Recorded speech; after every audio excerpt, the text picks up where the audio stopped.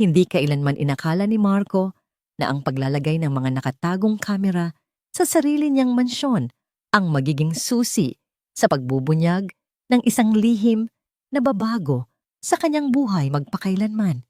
Ilang buwan pa lamang na biyudo, kailangan niyang humanap ng isang tagapag-alaga para sa kanyang anak na si Pia na 11 buwang gulang pa lamang at naging paralisado ang mga binti matapos ang aksidenteng kumitil sa buhay ng kanyang ina. Puno ng pag-aalinlangan at labis na pagiging protektibo, nagpasya si Marco na punuin ng mga kamera ang bawat sulok ng kanyang malawak na tahanan sa Alabang upang subaybayan ang bawat kilos ng bagong empleyado. Ngunit ang matutuklasan niya sa mga recording ay hindi ang kanyang inaasahan at ang nagsimula bilang pagbabantay ay magiging isang bagay na hindi niya kailanman pinaghandaan. Gumigising si Marco tuwing 5:00 ng umaga dahil sa iisang bangungot. Ang nakabibinging tunog ng mga preno na kumakaskas sa aspalto, ang marahas na pagpilipit ng bakal, at ang mga sigaw, palaging ang mga sigaw na iyon. Sa pagmulat ng kanyang mga mata, sa dilim ng kwartong dati puno ng buhay, may ilang saglit ng biyaya kung saan nakakalimutan niyang wala na si Isabela. Pagkatapos, babalik ang lahat, hahampasin siya ng katotohanan na parang isang malakas na suntok sa sikmura at kailangan niyang bumangon para alagaan ang anak na iniwan sa kanya ng trahedya. Si Pia ay 11 buwan pa lamang nang ang kanilang sasakyan ay salpukin ng isang truck na nawalan ng kontrol sa kahabaan ng SLEX. Agad na binawian ng buhay si Isabela.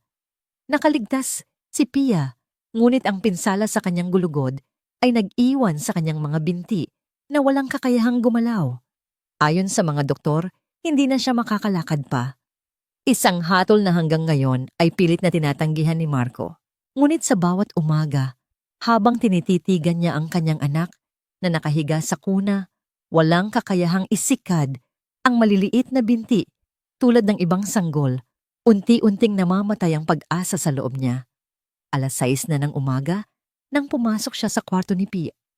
Gising na ang sanggol na katitig sa kisame gamit ang mga matang kayumanggi na minana niya mula sa kanyang ina. Maingat siyang binuhat ni Marco ramdam ang napakagaang timbang ng marupok nitong katawan. Hindi umiyak si Pia. Bihira na siyang umiyak nitong mga huling araw na para bang natutunan na niyang ang mundo ay isang malupit na lugar para aksayahin ang mga luha.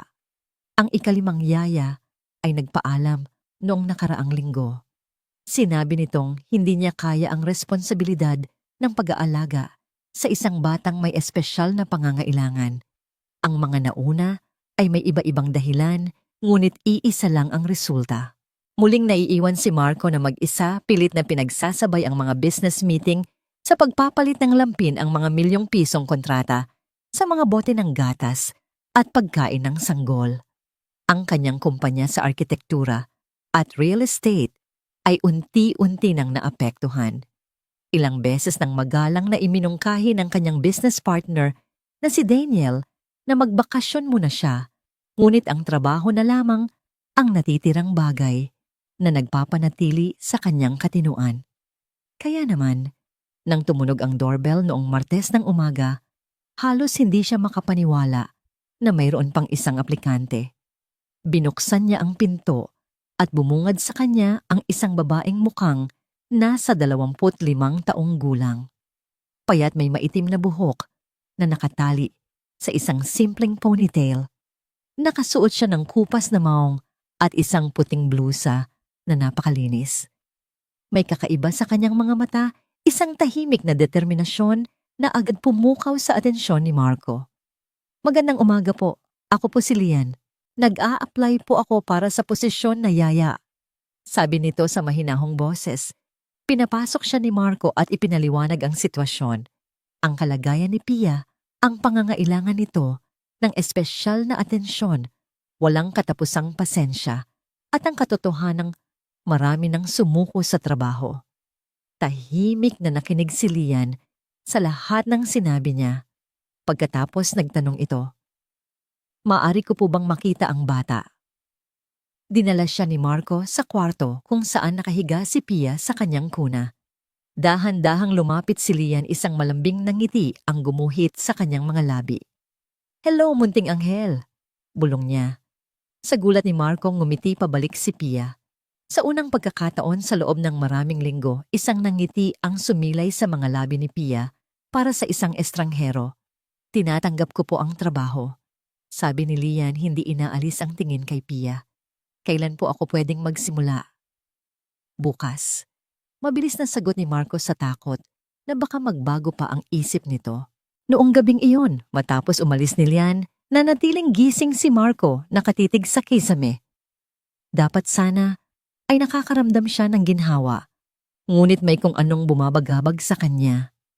Hindi ito pagdududa, kundi isang pakiramdam na may itinatago ang babae. O baka sarili niya lang itong takot ang takot na muling ipagkatiwala ang kanyang anak sa kamay ng isang estranghero. Ang takot na baka masaktan muli ang kanyang puso. 3:00 ng madaling araw bumangon siya. Isang desisyon ang nabuo sa kanyang isipan. Kinuha niya ang kanyang laptop at nagsimulang magsaliksik. Sa loob ng 2 oras, nakapag-order na siya ng 6 na maliliit na security camera online na may kasamang express delivery. Ilalagay niya ang mga ito sa sala, sa kusina, sa kwarto ni Pia, sa lahat ng lugar kung saan maglalagi si Lian kasama ang kanyang anak. Kailangan niyang malaman. Kailangan niyang makasiguro na ligtas si Pia. Dumating ang mga kamera noong Biyernes. Si Marco mismo ang nagkabit ng mga ito habang mahimbing na natutulog si Pia. Ang mga kamera ay singliit lamang ng barya, nakatago sa mga palamuti na estratehikong inilagay sa iba't ibang lugar. Isa sa loob ng orasan sa sala, isa sa likod ng isang picture frame sa kusina, at ang pangatlo ay ikinabit niya sa loob ng lampshade sa tabi ng kuna ni Pia. Ikinonekta niya ang lahat sa isang cloud server na maaari niyang ma-access mula sa kanyang cellphone anumang oras.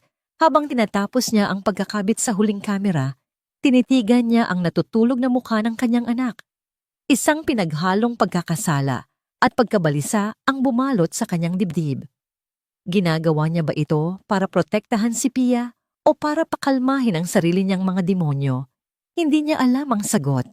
Ang tanging alam niya ay nasimulan na niya ang isang bagay na hindi na niya maaaring bawiin pa. Ang mga matang nakatago sa dingding ay magiging saksi sa lahat at walang makapagsasabi kung ano ang kanilang ibubunyag.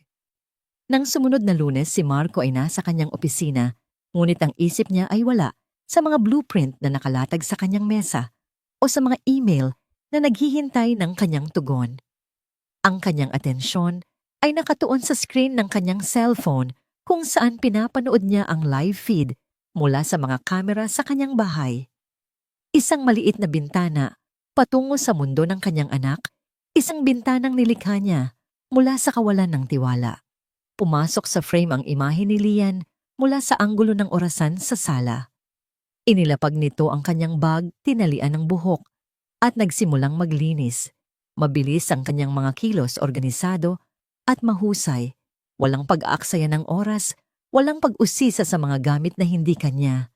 Sa isang saglit nakaramdam si Marco ng hiya. Para siyang naninilip sa isang taong ginagawa lamang ng maayos ang kanyang trabaho. Halos nakaramdam siya ng hiya.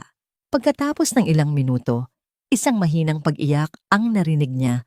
Mula sa speaker ng cellphone, isang tunog na unti-unting lumalakas, nagmumula sa kwarto ni Pia.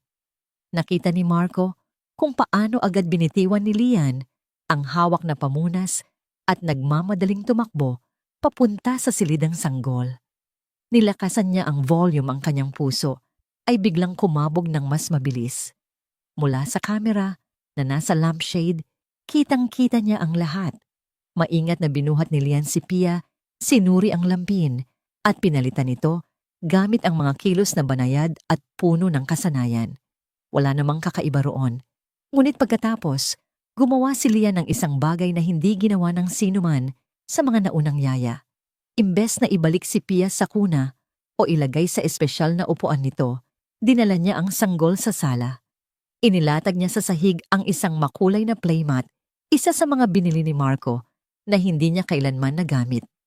Pagkatapos, sa paraang puno ng ingat, inihiga niya si Pia ng padapa sa ibabaw ng mat. Napigil ni Marco ang kanyang paghinga.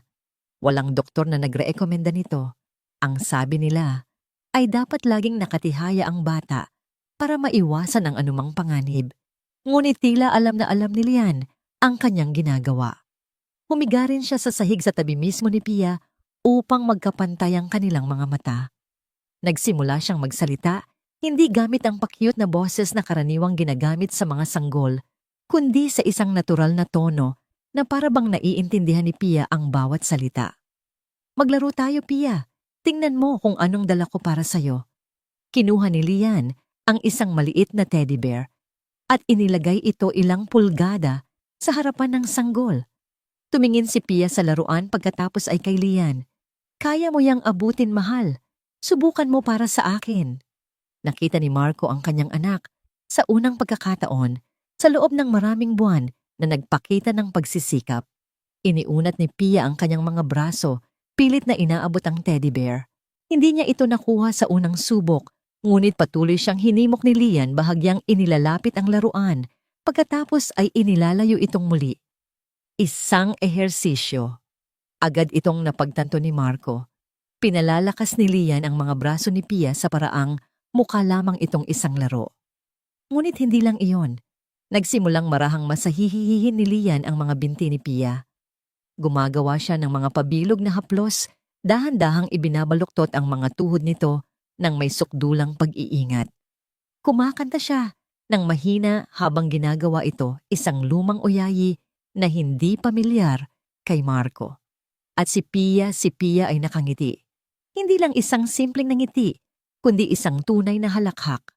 Isang malinis at matunog na halakhak ng sanggol na hindi narinig ni Marco mula pa noong bago ang aksidente. Isang matinding kirot ang gumuhit sa kanyang dibdib, isang halo ng lungkot at pagkamangha. Kumuha si Lian ng mga takip ng kaldero mula sa kusina at ginamit ang mga ito bilang salamin, gumagawa ng mga nakakatawang mukha na nakikita sa makintab na metal.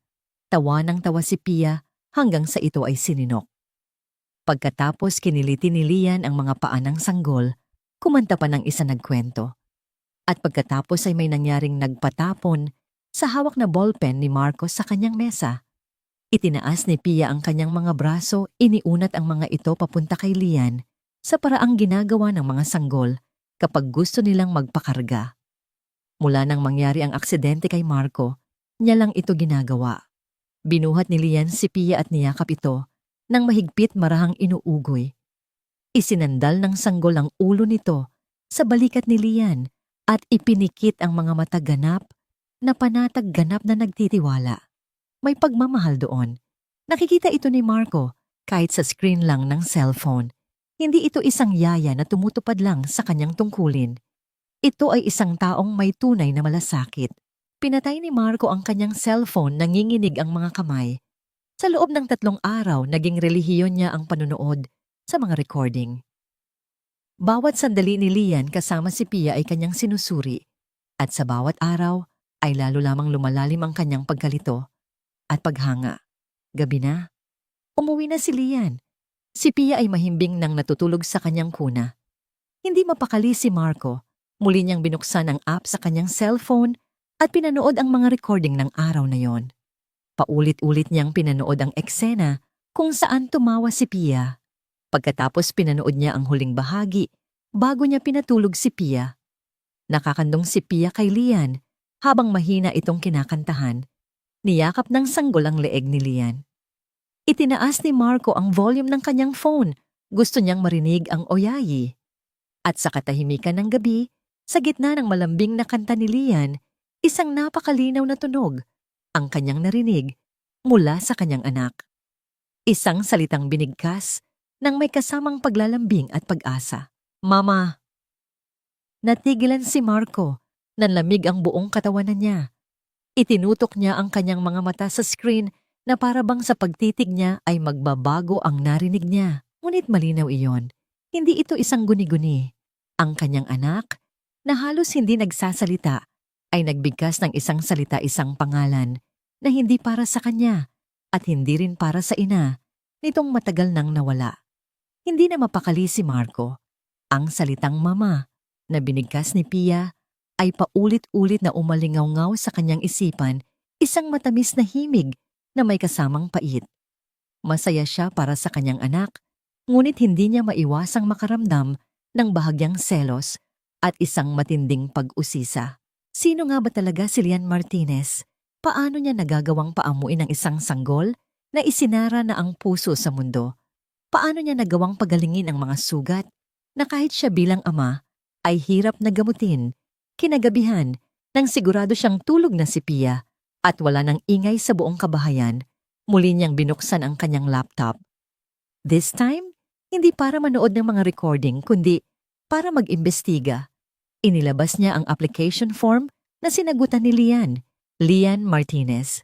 Isang pangalan na ngayon ay may daladalang misteryo. Sinimulan niya sa isang simpleng paghahanap sa internet. Ang mga unang lumabas ay mga resulta para sa ibang tao. Ngunit hindi siya sumuko. Idinagdag niya ang mga salitang Manila at physical therapy, isang kutob na hindi niya alam kung saan nanggaling. At doon sa pangatlong pahina ng mga resulta, may isang link na pumukaw sa kanyang pansin. Isang lumang profile sa isang website para sa mga professional. Lian Martinez. Kinklik niya ito. Isang larawan ng isang mas batang Lian. Ang bumungad sa kanya, ang mga mata nito'y puno ng pangarap at pag-asa. Sa ilalim ng pangalan ay nakasulat, Physical Therapy Student University of the Philippines ba po? Manila. Consistent University Scholar, Dean's Lister. Ang profile ay hindi na na-update sa loob ng 3 taon. Nakalagay na siya ay nasa huling taon na ng kanyang kurso. Nagpatuloy sa paghahanap si Marco. Nakakita siya ng mga pagbanggit sa pangalan niya sa mga lumang academic forums, isang research paper tungkol sa pediatric rehabilitation na isa siya sa mga may akda. At pagkatapos noon, wala na. Para siyang bulang, biglang naglaho sa mundo ng medisina. Bakit? Bakit titigil ang isang estudyanteng napakatalino na malapit nang makapagtapos para maging isang yaya? Ang tanong ay bumalot sa isipan ni Marco hanggang sa siya'y makatulog. Kinabukasan hinintay niya ang pagtatapos ng araw. Hinintay niyang mapatulog ni Lian si Pia. Hinintay niya ang sandali ng katahimikan. Nakaupo siya sa sala nagpapanggap na nagbabasa ng libro nang lumabas si Lian mula sa kwarto ng bata, dala ang kanyang bag.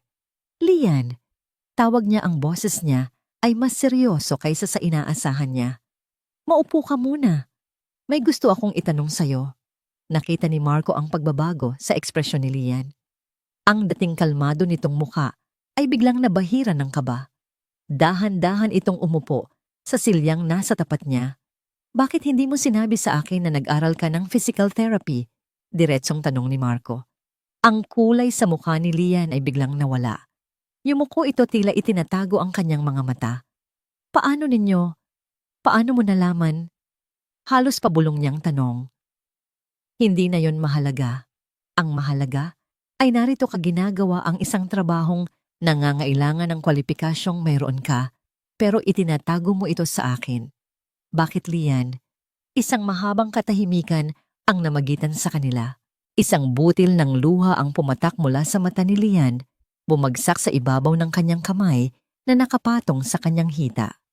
Dahil kung sinabi ko sa inyo ang totoo, nagsimula siya, nanginginig ang boses. Baka kunin ninyo ako bilang isang physical therapist at hindi bilang isang yaya. At hindi po ako isang physical therapist. Iniwan ko ang pag-aaral. Bakit mo iniwan? Mahinang tanong ni Marco. Dahil namatay ang mga magulang ko. Ang boses niya ay mahina, ngunit matatag, puno ng sakit na matagal nang kinikimkim. Ninakawan sila pauwi galing sa trabaho. Binaril sila.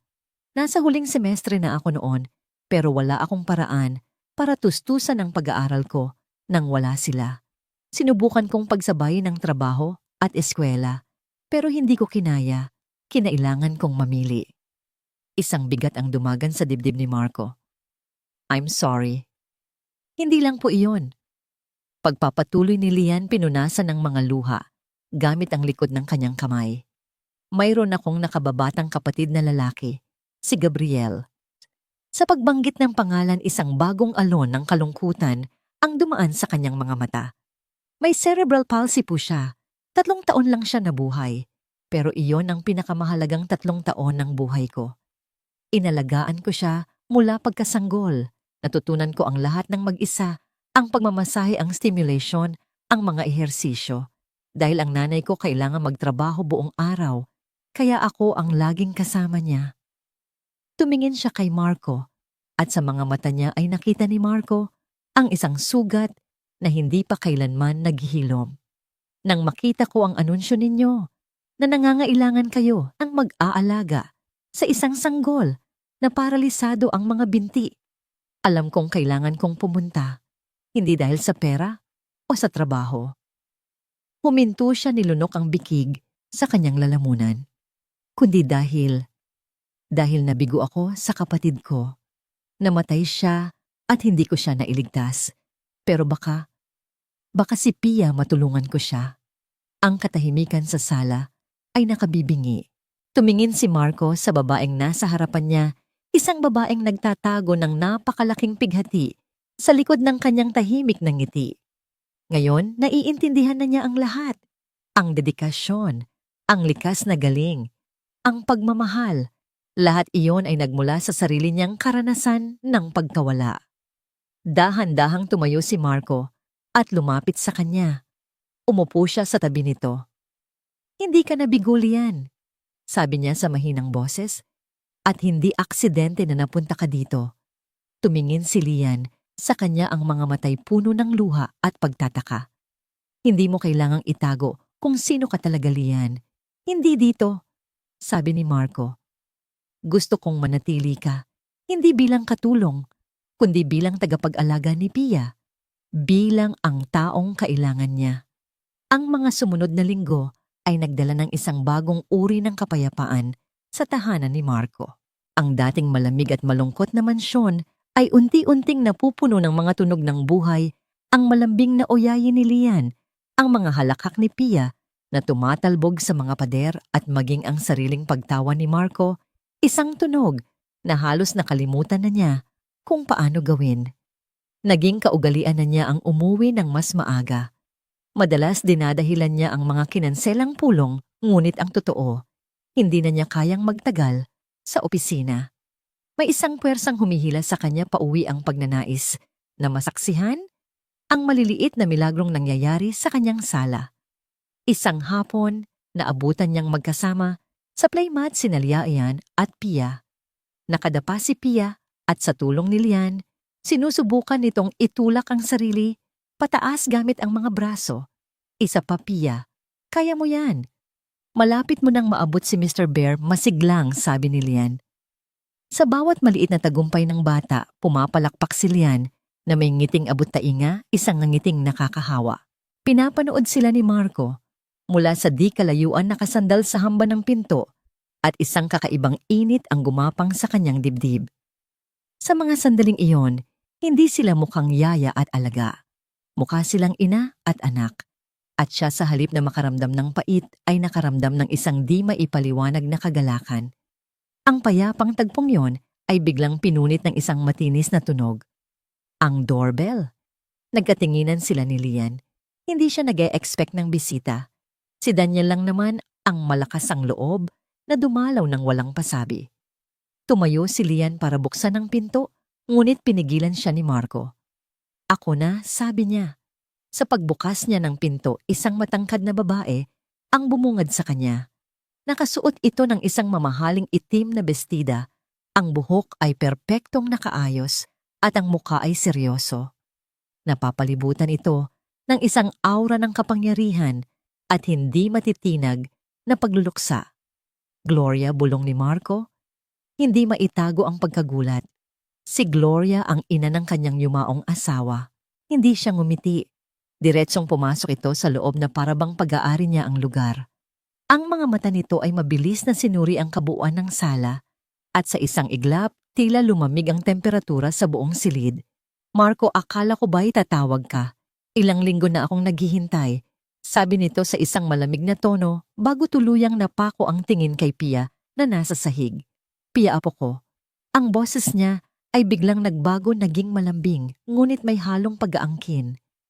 Mabilis nitong nilapitan ng bata at binuhat ito hinagkan ng sunod-sunod. Ang aking munting anghel, na-miss ka ni Lola.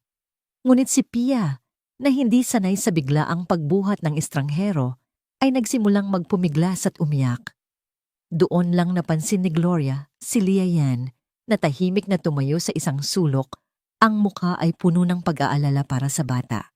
Tinitigan siya ni Gloria mula ulo hanggang paa, isang tingin na mapanuri at puno ng pangmamaliit.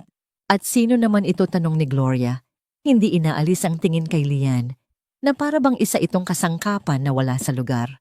Siya si Lian Gloria. Ang tagapag-alaga ni Pia, sagot ni Marco. Lumapit para subukang pakalmahin ang anak.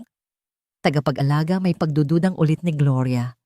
Ang pagkakaalam ko ay isang katulong ang hinahanap mo. Bakit kailangan ng apo ko ng isang tagapag-alaga na mukhang mas kailangan pang alagaan? Isang matinding init ang umakyat sa ulo ni Marco. Gloria, that's enough. Ngunit hindi nagpatinag ang matanda. Ibinigay niya ang umiiyak na si Pia kay Marco at humarap kay Lian. Ikaw, kumuha ka ng tubig, malamig. Hindi ito isang pakiusap, kundi isang utos. Sumunod si Lian nang walang imik, ngunit nakita ni Marco ang bahagyang panginginig ng mga kamay nito. Pagbalik ni Lian na may dalang baso ng tubig, hindi ito kinuha ni Gloria. Sa halip, ipinagpatuloy nito ang pag-atake. Marco, hindi ko maintindihan. Bakit mo ipinagkakatiwala ang apo ko sa kung sino lang? Tingnan mo siya. Isa lang siyang bata. Ano ang alam niya sa pag-aalaga ng isang batang may espesyal na pangangailangan? Mas marami siyang alam kaysa sa inaakala mo, matigas na sagot ni Marco habang hinahaplos ang likod ni Pia. Talaga ba? Sarkastikong tawa ni Gloria. O baka naman may iba pa siyang alam. Sabihin mo sa akin, iha, sabi niya, nilingon si Lian na may mapanuyang ngiti. Magkano ang ibinabayad sa iyo ni Marco para alagaan si Pia? Sigurado akong mas malaki kaysa sa karaniwang sahod ng isang katulong-ong. Nabitawan ni Lian ang baso. Bumagsak ito sa mamahaling sahig na gawa sa kahoy. Isang malakas na tunog ng pagkabasag ang umalingaw-ngaw at ang tubig ay kumalat kasama ang maliliit na piraso ng bubog. Naku po, pasensya na po, sabi ni Lian, nanginginig na yumuko para pulutin ang mga piraso. Hayaan mo na yan, Lian. Mabilis na sabi ni Marco, ngunit huli na ang lahat. Tingnan mo, pati paghawak ng baso ay hindi magawa ng tama. Sigaw ni Gloria. Ito ba ang taong pinagkakatiwalaan mo sa anak mo, Marco? Isang babaeng walang modo, malamya, at sino ang nakakaalam kung anong tunay na motibo niya sa paglapit sa'yo? Isang biyudong mayaman. Isa kang madaling target. Tumigil ka na. Gloria, sigaw. Pabalik ni Marco, ang kanyang pasensya ay tuluyan ng naubos. Si Pia, na natakot sa sigawan, ay lalong lumakas ang iyak. Hindi mo alam ang sinasabi mo. Si Lian, ang pinakamabuting bagay na nangyari sa amin ni Pia mula nang mawala si Isabela. Ang pagbanggit sa pangalan ng kanyang anak ay tila isang mitya na nagsindi sa galit ni Gloria. Lumapit ito kay Marco, ang mga matay nag-aapoy. Huwag na huwag mong babanggitin ang pangalan ng anak ko sa harap ng babaeng yan. Pinalitan mo na ba siya agad, Marco? Ganun na lang ba kadali para sa'yo? Wala itong kinalaman kay Isabela. May kinalaman ang lahat sa kanya at sa apo ko. Hindi ako papayag na ang apo ko ay palakihin ng isang babaeng mukhang galing sa kung saang probinsya lang at naghahanap ng mapapangasawang mayaman. Sa puntong yun, tumayo si Lian. Ang kanyang mukha ay basang-basa ng luha, ngunit may isang bagong apoy sa kanyang mga mata. Wala po kayong karapatan, sabi niya sa nanginginig, ngunit matatag na boses. Nagulat si Gloria. Anong sinabi mo? Sabi ko po, wala kayong karapatan na husgahan ako ulit ni Lian. Mahal ko po si Pia at nandito ako para sa kanya, hindi para sa pera. Isang nakakainsultong tawa ang kumawala sa mga labi ni Gloria. Lumapit ito kay Lian, ang mukha ay ilang pulgada na lang ang layo. Pagmamahal, huwag mo akong patawanin. Isa ka lang hamak na katulong na may malaking ambisyon. At bago pa man makakilos si Marco, isang mabilis na kilos ang ginawa ni Gloria. Dinampot nito ang pitsel ng tubig sa kalapit na mesa at ibinuhos ang laman nito sa ulo ni Lian. Tumalsik ang malamig na tubig. Tumulo ito mula sa buhok ni Lian sa kanyang mukha, sa kanyang blusa. Nanigas siya sa kanyang kinatatayuan, gulat at basang-basa habang ang tubig ay nag-iwan ng maliliit na lawa sa sahig sa paligid ng kanyang mga paa. Baka sakaling magising ka sa katotohanan, mariing sabi ni Gloria, ang dibdib ay umaalon sa galit. Sa isang iglap, bago pa man makapag-isip si Marco, ibinaba niya si Pia sa playpen. Lumakad siya ng mabilis at humarang sa pagitan ni Gloria at Lian. Hinawakan niya ng mahigpit ang braso ng kanyang biyenan. "Umalis ka na," sabi niya. Ang boses ay mababa at puno ng panganib. "Umalis ka na sa pamamahay ko, Gloria." Ngayon din, tumingin si Gloria sa kanya pagkatapos ay kay Lian na nanginginig sa likod niya. Isang ngiti ng tagumpay ang sumilay sa kanyang mga labi. Alam niyang nagawa na niya ang gusto niya, ang maghahasik ng kaguluhan. "Babalik ako, Marco, pagbabanta niya. At sisiguraduhin kong makukuha ko ang apo ko mula sa masamang impluensya." Pagkasabi noon, marahas niyang binawi ang kanyang braso, kinuha ang kanyang mamahaling bag, at lumabas ng pinto. Isinara ito ng malakas na halos yumanig ang buong bahay. Naiwan ang katahimikan. Isang katahimikang mas maingay kaysa sa sigawan.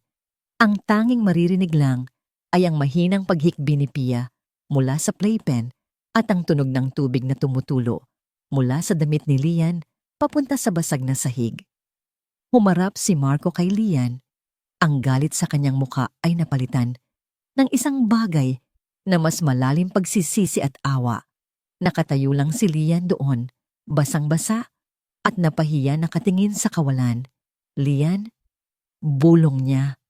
Itinaas ni Lian ang kanyang mga mata para tignan siya.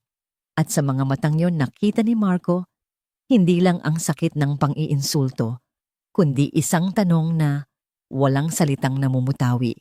"Kaya mo ba akong protektahan?" At sa sandaling iyon, alam ni Marco na ang laban ay hindi na lang tungkol sa pag-aalaga kay Pia. Isa na itong laban para sa pamilyang hindi niya inaasahang nagsisimula ng mabuo sa loob ng mga pader ng kanyang tahanan.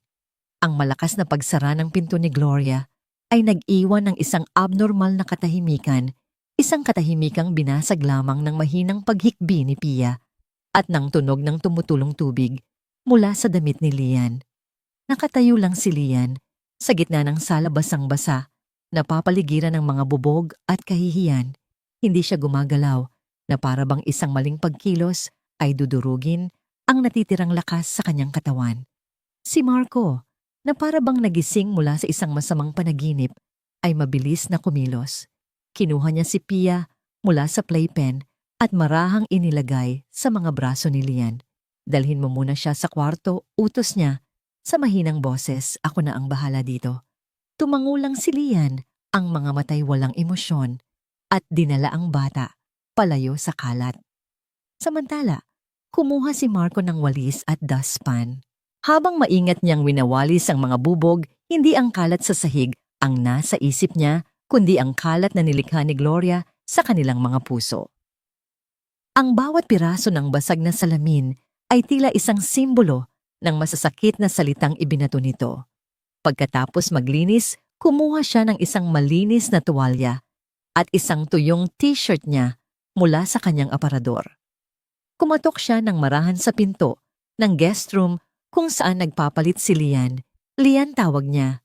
"Nagdala ako ng pamalit." Dahan-dahang bumukas ang pinto. Inabot ni Lian ang damit nang hindi tumitingin sa kanya. "Salamat po," bulong nito. Ang insidenteng iyon, sa halip na itulak sila palayo sa isa't isa, ay nagsilbing isang bigkis na lalong nagpatibay sa kanilang koneksyon. Nakikita nila sa isa't isa ang isang kakampil laban sa isang mundong mapanghusga. Para kay Marco, si Lian ay hindi na lang isang empleyado, isa siyang taong kailangan niyang protektahan. Para kay Lian si Marco ay hindi na lang isang amo. Isa siyang taong nakakita sa kanyang halaga sa kabila ng lahat. Kinagabihan, ng akmang magpapaalam na si Lian, pinigilan siya ni Marco. Dito ka na maghapunan, sabi niya. Hindi ito isang tanong. Nag-order ako ng pagkain. Huwag kang mag-alala, marami ito. Mula noon naging regular na ang kanilang mga hapunan. Kapag tulog na si Pia, uupo sila sa hapagkainan. Sa simula'y may ilangan ngunit unti-unting napapalitan ng komportableng katahimikan at di naglaon ng mga kwentuhan. Ikinuwento ni Marco ang tungkol sa kanyang mga pangarap sa arkitektura, ang mga proyektong nais niyang buuin, ang mga planong binuo nila ni Isabela. Sa unang pagkakataon, nagsalita siya tungkol sa kanyang asawa nang walang pait, kundi may pagmamahal at pangungulila. Nakinig si Lian nang may buong atensyon, hindi nagsasalita, ngunit ang kanyang mga mata ay puno ng pag-unawa. Ikinuwento naman ni Lian ang tungkol sa kanyang couplehood sa probinsya, ang amoy ng bagong lutong tinapay ng kanyang ina, ang mga laro nila ng kanyang kapatid na si Gabriel. Ikinuwento niya kung paano nito pinapangiti si Gabriel sa pamamagitan lamang ng pagkanta, kung paano siya natutong maging malakas para sa kanilang dalawa. Sa mga gabing iyon, natuklasan nila ang mga kaluluwa sa likod ng mga tungkulin nila sa isa't isa. Nakita ni Marco ang isang babaeng may hindi matatawarang katatagan at pusong mas malawak pa sa karagatan. Nakita ni Lian ang isang lalaking wasak, ngunit buong tapang na pinupulot ang bawat piraso ng kanyang sarili para sa kanyang anak. Isang hapon umuwi si Marco at naabutan niya ang isang eksena na nagpatigil sa kanyang paghinga. Nasa gitna ng playmat si Pia nakaupo, hindi nakasandal, hindi inaalalayan. Mag-isa siyang nakaupo, tuwid ang likod, habang masayang pinapalo ang isang laruan. Nang makita siya nito, isang matamis na ngiti ang sumilay sa mga labi nito. Papa, para itong isang milagro. Ilang buwan na ang nakalipas, sinabi ng mga doktor na magiging mahina ang buong katawan nito. Ngunit ngayon, heto siya matatag na nakaupo. Tumingin si Marco kay Lian na nakaupo sa sahig, di kalayuan ng muka, ay nagliliwanag sa tuwa. Kanina pa siyang umaga masayang balita ni Lian. Sinusubukan niya buong araw at ngayon kaya na niya hindi napigilan ni Marco ang sarili. Lumapit siya at umupo sa tabi ni Lian, pareho nilang pinapanood si Pia na para bang ito ang pinakamagandang tanawin sa buong mundo. Sa sobrang tuwa, hindi niya namalayang na ipatong niya ang kanyang kamay sa balikat ni Lian. Naramdaman niya itong bahagyang nagulat, ngunit hindi nito inalis ang kanyang kamay. Nanatili sila roon, magkatabi ang kanilang kagalakan ay nag-uumapaw sa silid. Sa sandaling iyon, habang pinagmamasdan niya ang dalawang pinakamahalagang tao sa buhay niya ngayon, isang katotohanan ang malinaw na tumama kay Marco. Umiibig na siya kay Lian. Hindi ito tulad ng pag-ibig niya kay Isabela. Iyon ay isang pag-ibig na binuo mula sa mga pangarap at simula. Ito ay iba. Ito ay isang pag-ibig na isinilang mula sa mga abo ng trahedya, isang pag-ibig na lumago sa gitna ng sakit at pag-aalaga. Si Lian ang nagdala ng kulay pabalik sa kanyang mundong itim at puti. Siya ang nagdala ng musika pabalik sa katahimikan ng kanyang tahanan. Kinagabihan, matapos nilang maghapunan at habang nagkakape sila sa sala, ang hangin ay puno ng hindi masambit na mga salita. Mahimbing nang natutulog si Pia. Ang tanging ilaw lang ay mula sa isang lamp na nagbibigay ng malambot na liwanag sa kanilang mga mukha. Lian, nagsimula si Marco, ang boses niya ay bahagyang nanginginig. Tumingin si Lian sa kanya, ang mga matay nagtatanong, May gusto sana akong sabihin sa'yo. Nakita niya ang pag-asa at kaba sa mukha nito. Ito na. Sasabihin na niya. Ngunit bigla siyang pinanghinaan ng loob. Isang imahe ni Isabela ang biglang sumagi sa kanyang isipan. Ang takot. Ang pag-aalinlangan. Masyado pa bang maaga? Paano kung nagkakamali lang siya? Napalunok siya at umatras. Gusto kong magpasalamat. Pagpapatuloy niya, pilit na pinapasigla ang kanyang boses, ngunit halatang pilit. Salamat sa lahat ng ginagawa mo. Para kay Pia. Para sa amin. Isang bahagyang pagkadismaya ang gumuhit sa mukha ni Lian, ngunit mabilis niya itong itinago sa likod ng isang maliit na ngiti. Trabaho ko po yun, Marco, at ginagawa ko ito ng buong puso. Tumango si Marco, hindi makatingin ng diretsyo. Ang pagkakataon ay lumipas na. Isang mabigat na katahimikan ang namayani sa pagitan nila, mas mabigat kaysa sa mga nauna. May isang bagay na nagbago. Isang pintong bahagyang nagbukas, ngunit muling isinara dahil sa takot. At sa labas ng pintong yon, isang bagyo ang nagbabadya ng dumating, isang bagyong susubok sa pundasyong hindi pa nila lubusang naitatayo. Isang maulang Huwebes ng hapon, ang kalangitan ay kulay abo at malungkot na tila nakikiramay sa bagyong malapit ng mamuo sa loob ng mansyon. Si Pia ay mahimbing na natutulog para sa kanyang siesta at si Lian ay nag-umpisang maglinis sa kwarto ng bata. Ang katahimikan ay payapa, halos sagrado, habang pinupunasan niya ang alikabok sa lampshade sa tabi ng kuna ni Pia. Hindi sinasadyang nasagin niya ito ng medyo malakas.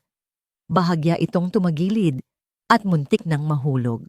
Mabilis niya itong sinalo at sa kanyang pag-aayos, pabalik sa tamang posisyon, isang maliit na bagay ang pumukaw sa kanyang pansin. Isang munting ilaw, isang kulay pulang tuldok na kumikislap ng dahan-dahan sa loob mismo ng base ng lampara, nakatago sa likod ng isang maliit na butas na halos hindi makita. Sa simula, inakala niyang parte lang ito ng kuryente ng ilaw. Ngunit ang kislap ay masyadong regular, masyadong sinasadya. Lumapit siya, ipinikit ang isang mata at sinilip ang butas. Ang kanyang dugo ay tila biglang naging yelo sa kanyang mga ugat. Sa likod ng butas ay isang maliit na lente. Isang itim at bilog na lente na walang dudang nakatutok sa kuna ni Pia. Isang kamera. Umatras siya, ang kamay ay nakatakip sa bibig. Ang kanyang paghinga ay mabilis at mababaw.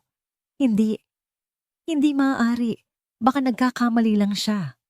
Ngunit ang pagdududa na para bang isang lason ay mabilis na kumalat sa kanyang sistema. Kung may isa dito, paano kung nanginginig ang mga kamay? Iniwan niya ang kwarto ni Pia at nagtungo sa sala. Ang kanyang mga mata ay ligaw na naghahanap. Pinagmasdan niya ang bawat palamuti, bawat gamit. Ang kanyang tingin ay napadpad sa malaking orasan na nakasabit sa pader. Lumapit siya, kumuha ng upuan at maingat itong sinuri. Sa gitna ng numero 12, isang maliit na butas na perpektong nagtatago ng isa pang lente. Napahawak siya sa pader para suportahan ang sarili. Ang kanyang mga tuhod ay nanghihina. Sunod niyang pinuntahan ang kusina. Ang puso niya ay parang tambol na kumakabog sa kanyang dibdib. Ang picture frame na nakasabit malapit sa mesa. Sinuri niya ito. At doon sa isang madilim na bahagi ng larawan, natagpuan niya ang pangatlo. Bumalik siya sa sala, hawak-hawak ang isa sa mga kamera na maingat niyang tinanggal mula sa orasan. Ang maliit na bagay sa kanyang palad ay tila napakabigat, isang simbolo ng isang napakalaking kasinungalingan. Ang lahat ng sandali, ang mga pagkakataong kinakantahan niya si Pia, ang mga luhang palihim niyang pinunasan kapag naaalala niya si Gabriel, ang pag-amin niya tungkol sa kanyang nakaraan, ang hapunan nila ni Marco, ang mga ngiti, ang mga kwentuhan, lahat ay napanood, lahat ay nai-record. Hindi ito pagbabantay para sa kaligtasan. Isa itong paninilip, isang paglapastangan sa kanyang pagkatao. Kasabay ng pagpatak ng malakas na ulan sa labas ang pagbukas ng pinto. Pumasok si Marco, may dalang ngiti sa kanyang mga labi, ngunit agad itong naglaho nang makita niya ang anyo ni Lian. Nakatayo ito sa gitna ng sala, ang mukha ay putlang-putla, ang mga mata ay nanlilisik hindi sa luha, kundi sa galit. Sa kanyang kamay, hawak nito ang maliit na kamera. Lian, nag-aalalang tanong ni Marco, anong nangyari? Itinaas ni Lian ang kanyang kamay, ipinakita ang kamera. Ano ito, Marco? Ang tanong niya ay mahinahon, ngunit puno ng lamig, na para bang isang patalim. Ang kulay sa mukha ni Marco ay biglang nawala. Alam niya agad. Walang takipan. walang lusot. Lian, magpapaliwanag ako. Magpapaliwanag. Isang mapait na tawa ang kumawala sa kanyang lalamunan. Ipaliwanag mo kung paano mo nagawang magpanggap na nagtitiwala sa akin habang pinapanood mo ang bawat kilos ko. Lahat ng ibinahagi ko sa'yo, ang katotohanan tungkol sa pamilya ko sa kapatid ko, sa sakit na dinadala ko. Alam mo na lahat, hindi ba? Inimbestigahan mo ako bago pa man ako magsalita. Kailangan kong makasiguro na ligtas si Pia, sigaw ni Marco desperado. At ako, hindi ba mahalaga ang kaligtasan ko? Ang privacy ko, sigaw pabalik ni Lian. Ang boses ay nagsisimula ng mabasag. Binuksan ko ang puso ko sa iyo, Marco. Akala ko mayroon ng totoong namamagitan sa atin. Ngunit lahat pala ay kasinungalingan. Isang palabas. Hindi ka kailanman nagtiwala sa akin. Hindi totoo yan. Nagbago ang lahat. Kailan, Marco? Kailan nagbago?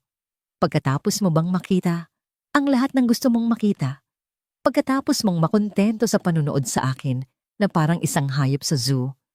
Ang sakit sa kanyang mga salita ay tumagos sa puso ni Marco. Hindi mo naiintindihan. Ang hindi ko maintindihan ay kung paano mo ako nagawang tingnan sa mata gabi-gabi, makipagkwentuhan, makipagtawanan, habang alam mong niloloko mo lang ako. Hindi na napigilan ni Lian ang kanyang galit. Sa isang mabilis na kilos, ibinato niya ang kamera sa pader. Isang malakas na tunog ng plastik na nababasag ang umalingaw-ngaw sa buong silid. Sa lakas ng ingay nagising si Pia. Mula sa kanyang kwarto, isang malakas na iyak ang narinig, isang iyak na puno ng takot. Tila natauhan si Lian sa iyak ng bata. Tumingin siya sa direksyon ng kwarto, pagkatapos ay kay Marco. Ang kanyang galit ay napalitan ng isang malalim na pighati. Tapos na ako dito, sabi niya sa nanginginig na boses. Nagmamadali siyang pumunta sa guest room at kinuha ang kanyang bag. Sinundan siya ni Marco pilit na humahawak sa kanyang braso. Lian, parang awa mo na huwag kang umalis. Mag-usap tayo. Wala na tayong dapat pag-usapan, sabi niya. Marahas na binawi ang kanyang braso. Ang iyak ni Pia ay lalong lumalakas. Mama-mama ang sigaw nito mula sa loob ng kwarto. Isang salitang ngayon ay parang mga karayom na tumutusok sa puso ni Lian. Hindi niya napigilan ang sarili. Pumasok siya sa kwarto ni Pia. Nakaupo ang bata sa kuna. Ang muka ay basang-basa ng luha. Ang maliliit na braso ay nakaunat sa kanya. Lumuhod si Lian sa tabi ng kuna at hinagkan ang noo ng bata. Paalam, munting anghel, bulong niya. Ang sariling luha ay humahalo na sa luha ni Pia. Pagkatapos tumayo siya at hinarap si Marco, ang mga mata ay puno ng sakit at isang pinal na pagpapasya. Minahal kita, sabi niya. Ang bawat salita ay tila isang suntok sa sikmura ni Marco. Minahal ko ikaw at ang anak mo.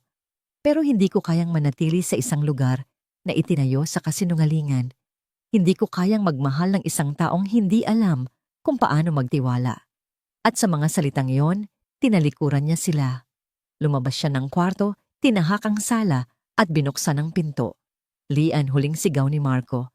Ngunit hindi na siya lumingon. Lumabas siya sa gitna ng malakas na ulan, hinayaan ang malamig na patak na hugasan ang mga luhang walang tigil sa pag-agos sa kanyang pisngi at naglaho sa dilim. Naiwan si Marco nakatayo sa gitna ng nasirang tiwala, habang sa likod niya ang iyak ni Pia ay sumisigaw ng isang pangalan na hindi na kailanman babalik. Ang unang 3 araw na wala si Lian ay ang pinakamasahol sa buong buhay ni Marco. Ang mansyon na minsan nang napuno ng tawa at kanta ay muling naging isang malamig na puntod. Ang katahimikan ay nakabibingi, mas masakit pa kaysa sa sigawan. Bawat sulok ay may dalang alaala ni Lian, ang amoy ng kanyang banayad na pabango, na tila naiwan sa hangin ng playmat sa sala, na ngayon ay bakante, at walang buhay ang upuan sa kusina, kung saan sila nagkakape. Ang bahay ay hindi na isang tahanan. Isa itong monumento ng kanyang pinakamalaking pagkakamali. Ngunit ang sakit na nararamdaman niya ay walang-wala kumpara sa pagdurusang dinaranas ni Pia. Ang bata ay tuluyang bumagsak. Ang sanggol na nagsisimula nang magpakita ng lakas at sigla ay bumalik sa dati na para bang may pumindot ng isang buton para ibalik ang lahat ng progreso. Ngunit ngayon, mas malala pa. Hindi siya kumakain. Anumang pagkain na isubo sa kanya ni Marco ay kanyang iniluluwa o tinatabig. Ang dating masayang mukha nito ay palaging nakasimangot, ang mga mata ay laging namumugto sa kaiiyak. Hinahanap niya si Lian, sa bawat silid gumagapang patungo sa pinto. Umaasang sa pagbukas nito ay ang pamilyar na mukha ang kanyang makikita. Sa gabi, mas tumitindi ang paghihirap. Gigising si Pia na sumisigaw, "Mama, mama." At kapag nakita niyang si Marco lang ang naroon, lalo pa siyang iiyak, isang iyak na puno ng paghahanap at kawalan ng pag-asa, isang iyak na tumatagos hanggang sa kaluluwa ni Marco. Sinubukan ni Marco ang lahat. Nag-hire siya ng 2 bagong yaya sa loob ng 2 araw.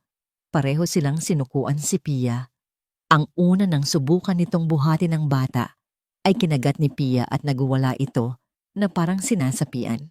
Ang pangalawa ay hindi man lang tiningnan ni Pia. Ipinikit lang nito ang kanyang mga mata at tumangging kumilos na para bang sa paggawa noon ay maglalaho ang estranghero sa kanyang harapan. Sa trabaho, hindi siya makapag-focus. Ang mga linya sa blueprint ay lumalabo. Ang mga numero sa kontrata ay walang kahulugan. Napansin ito ng kanyang business partner na si Daniel. Isang hapon, pinuntahan siya nito sa kanyang opisina. "Marco, anong nangyayari sa'yo?" tanong ni Daniel, walang paligoy-ligoy. 2 malaking kliyente na ang tumawag sa akin. Nagrereklamo sila. Palagi ka raw wala at kapag nandoon ka naman lutang ang isip mo. Malulugi tayo nito. Ikinuwento ni Marco ang lahat. Ang pag-alis ni Lian, ang kalagayan ni Pia.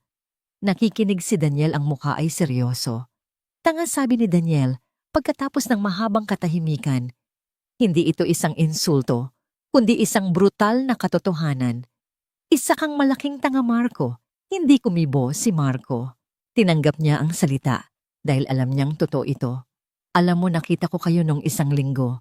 Nakita ko kung paano siya tumingin kay Pia. Nakita ko kung paano kanya tingnan pagpapatuloy ni Daniel. At nakita ko kung paano ka bumalik sa pagiging tao. Sinira mo ang pinakamagandang bagay na dumating sa inyo mula nang mawala si Bella. Ayusin mo." "Paano?" desperadong tanong ni Marco. "Ayaw niya akong makita. Galit siya sa akin. Sino ba namang hindi magagalit? Niloko mo siya." Tumayo si Daniel at tinapik ang balikat ng kaibigan. "Hanapin mo siya. Lumuha ka kung kailangan. Lumuhod ka kung kinakailangan. Gawin mo ang lahat, Marco. Hindi lang para sa'yo, kundi para sa anak mo na unti-unting namamatay sa kalungkutan." Ang mga salita ni Daniel ay tumatak sa isipan ni Marco. Nang gabing iyon, sa halip na subukang matulog, binuksan niya ang kanyang laptop at pinanood ang mga lumang recording. Isang anyo ng pagpaparusa sa sarili. Pinanood niya ang unang araw ni Lian, ang unang tawa ni Pia, ang kanilang mga hapunan, ang kanilang mga ngitian. Bawat segundo ay isang patalim na lalong sumusugat sa kanyang puso. At sa gitna ng kanyang pagdurusa, isang sobre ang dumating kinabukasan. Isang opisyal na sulat mula sa isang law firm. Nanginginig ang mga kamay na binuksan niya ito. Mula ito sa abogado ni Gloria. Nakasaad sa sulat na dahil sa unstable and potentially harmful environment na nilikha ni Marco para sa kanyang anak si Gloria, ay formal na humihiling ng isang psychological evaluation para kay Marco at nagsisimula ng proseso para sa legal custody ni Pia. Binitawan ni Marco ang sulat na para siyang napaso. Ito na ang kinatatakutan niya. Hindi na ito simpleng banta. Isa na itong deklarasyon ng digmaan. Gagamitin ni Gloria ang pag-alis ni Lian laban sa kanya at sa kalagayan ni Pia ngayon. Sinong hukom ang hindi papanig sa lola? Tumingin siya sa kanyang anak na nakatulog sa sofa dahil sa pagod sa kaiiyak. Napakapayat nito, napakaputla. At sa sandaling iyon, isang malinaw na desisyon ang nabuo sa kanyang isipan. Hindi na ito tungkol sa pag-ibig o sa nasirang tiwala. Tungkol na ito sa kaligtasan ng kanyang anak. Ang tanging paraan para manalo sa labang ito, ang tanging paraan Para mailigtas, si Pia ay ang ibalik ang nag-iisang tao na itinuturing nitong ina. Mabilis niyang hinalungkat ang kanyang mga file hanggang sa makita niya ang application form ni Lian. Nandoon ang kanyang mga detalye, kasama ang isang lumang address sa isang apartment sa Pasay. Hindi na siya nag-aksaya ng panahon. Kinuha niya ang susi ng kanyang kotse. Hindi niya alam kung nandoon pa si Lian. Hindi niya alam kung ano ang sasabihin niya. Hindi niya alam kung papatawarin siya nito. Ngunit isang bagay ang sigurado, hindi siya uuwi hanggat hindi niya ito nahahanap. Bago umalis, tinawagan ni Marco ang kanyang ina. Sa nanginginig na boses, ipinaliwanag niya ang sitwasyon at nakiusap na bantayan muna si Pia. Walang maraming tanong agad na pumayag ang kanyang ina, batid sa tono ng anak ang bigat ng problema. Pagdating ng ina niya, hinalikan niya si Pia sa noo. Babalik si Papa, anak. Bulong niya, isasama ko siya pauwi. Ang biyahe patungong Pasay ay tila isang paglalakbay sa ibang mundo, malayo sa malinis at tahimik na mga kalsada ng Alabang. Ang address na nasa papel ay nagdala sa kanya sa isang masikip na eskinita sa isang luma at medyo sira-sirang apartment building. Bumaba siya ng kotse agad na naramdaman ang mga tingin ng mga taong hindi sanay sa isang mamahaling sasakyan sa kanilang lugar. Umakyat siya sa pangatlong palapag at kumatok sa pinto ng Unit 3B. Isang matabang lalaki na nakasando lang ang nagbukas. Sino po sila, tanong ng lalaki? Hinahanap ko po si Lian Martinez. Dito po ba siya nakatira? Tumingin sa kanya ang lalaki mula ulo hanggang paa. Matagal nang umalis yun. May utang pa nga sa akin sa upay yun eh. 3 buwan. Bakit sisingilin mo rin ba? Hindi po. Kaibigan niya ako, pagsisinungaling ni Marco. Alam niyo po ba kung saan siya lumipat? Nagkibit-balikat ang lalaki? Wala akong alam. Basta isang araw wala na lang mga gamit niya. Mabuti nga't nakaalis na. Problema lang yon. Isinara ng lalaki ang pinto ng malakas. Bumalik si Marco sa kanyang kotse. Ang unang patak ng desperasyon ay nagsisimula ng maramdaman. Saan siya magsisimula? Si Lian ay parang isang multo na walang iniwang bakas.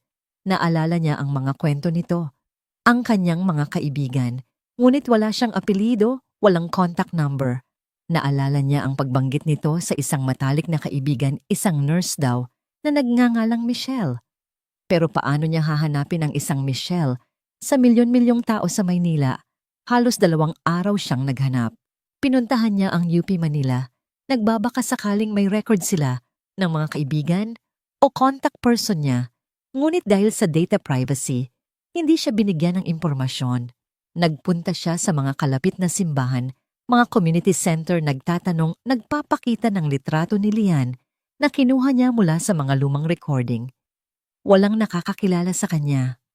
Bawat gabi, umuuwi siyang bigo. Sinasalubong siya ng malungkot na mukha ng kanyang ina at ng walang katapusang pag-iyak ni Pia. Ang kalagayan ng bata ay lalong lumalala. Ayaw na nitong gumapang. Nakahiga na lang ito sa kuna, nakatitig sa kawalan. Isang gabi, habang nasa pinakababang punto na ng kanyang pag-asa, muli niyang binuksan ang laptop para panoorin ang mga recordings. Ngunit sa pagkakataong ito, hindi niya pinanood ang masasayang sandali. Hinanap niya ang mga kwentuhan nila. Pinakinggan niyang mabuti ang bawat salita, bawat detalye, naghahanap ng kahit anong pahiwatig. At doon sa isang recording kung saan nagkukwento si Lian tungkol sa kanyang kapatid, narinig niya ito, si Michelle. Yung kaibigan ko, siya yung laging nandyan para sa akin nung mga huling araw ni Gabriel. Head nurse na siya ngayon sa pediatric ward ng San Lazaro Hospital. Sabi niya inspirasyon daw niya si Gabriel. San Lazaro Hospital, isang kislap ng pag-asa ang biglang sumindi. Kinaumagahan maaga siyang nagtungo sa ospital. Nagtanong siya sa information desk para kay Michelle, isang head nurse sa pediatric ward. Sa simula ayaw siyang papasukin ng guard. Ngunit ang desperasyon sa mukha ni Marco, ang kanyang pilit na pagpapaliwanag, ay tila nakaantig sa isang staff na nakarinig. Ipinatawag nito si Michelle. Lumabas ang isang babae na kasuot ng uniforme ng nurse. Ang mukha nito ay mabait ngunit matatag. Ako si Michelle. Ano po ang kailangan ninyo? Ako si Marco Im, ang employer ni Lian Martinez. Nagsimula siyang magpaliwanag.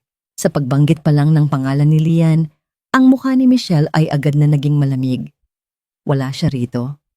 Alam ko, pero kailangan ko siyang mahanap. Parang awa mo na tulungan mo ako. Bakit ko naman gagawin? Yun mataray na tanong ni Michelle. Para saktan mo na naman siya, ikinuwento niya sa akin ang lahat. Ang tungkol sa mga kamera, ang tungkol sa paninilip mo. Yumuko si Marco, tinanggap ang bawat salita na parang isang sampal. Alam ko, nagkamali ako. Isang malaking pagkakamali. Pero hindi ito tungkol sa akin. Ito ay tungkol kay Pia, ang anak ko. Nag-aagaw buhay siya sa kalungkutan. Hindi siya kumakain. Hindi na siya gumagalaw. Tinatawag niya ang pangalan ni Lian gabi-gabi. Ang galit sa mukha ni Michelle ay bahagyang nabawasan na palitan ng pag-aalala. Kailangan siya ng anak ko, Michelle. Pagpapatuloy ni Marco ang boses ay basag na. At kailangan ko siya. Sasabihin ko sa kanya ang lahat. Hihingi ako ng tawad. Luluhod ako. Gagawin ko ang lahat. Ibigay mo lang sa akin ang pagkakataong iyon. Tinitigan siya ni Michelle nang matagal sinusuri ang bawat emosyon sa kanyang mukha.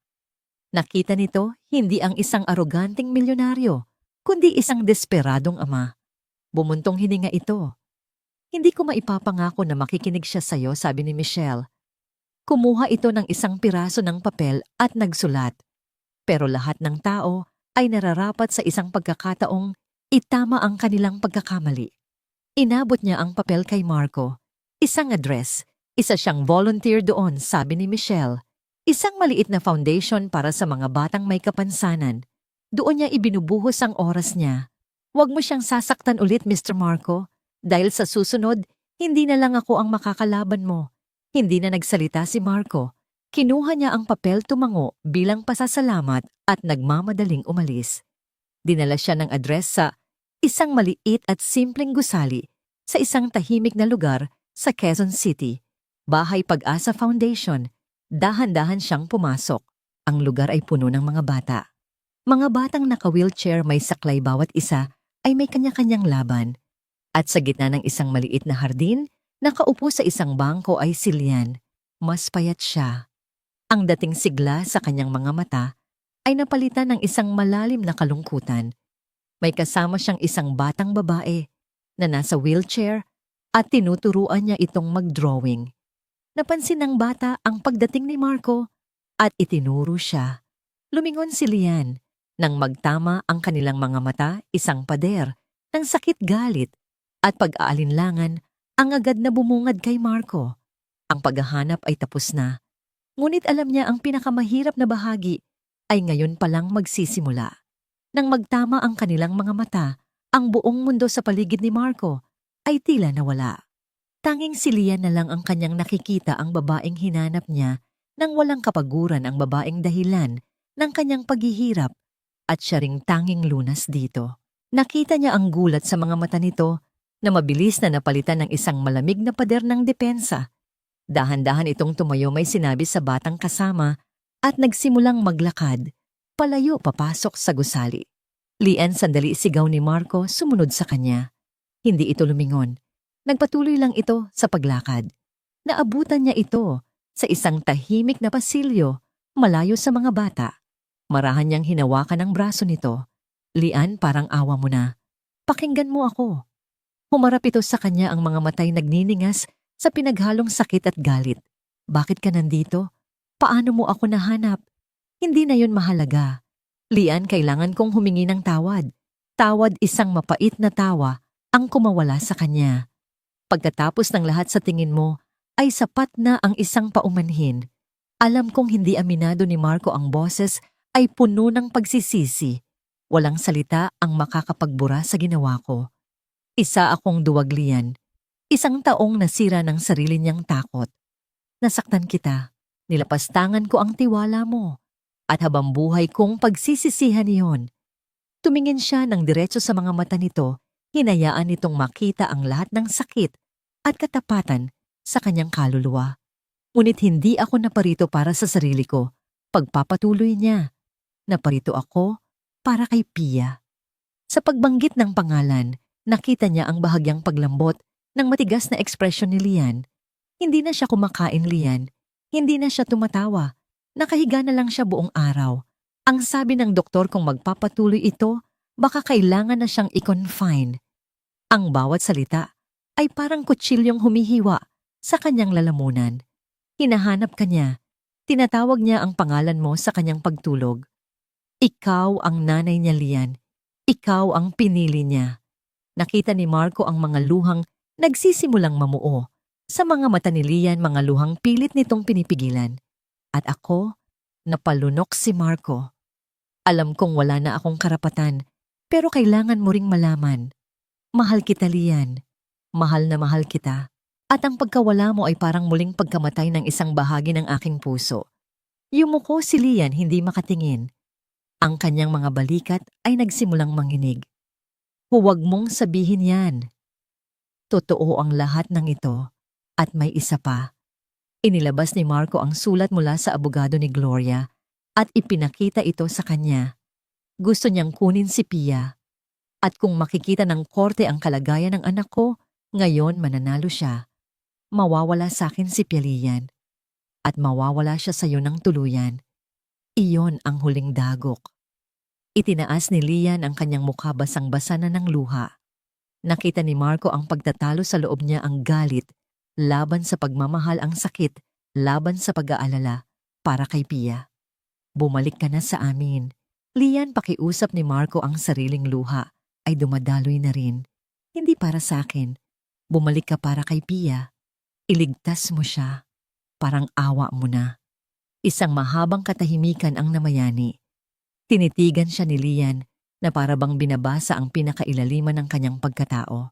At sa huli, sa isang halos pabulong na boses, nagsalita ito. Para kay Pia. Ang pag-uwi nila ay tahimik.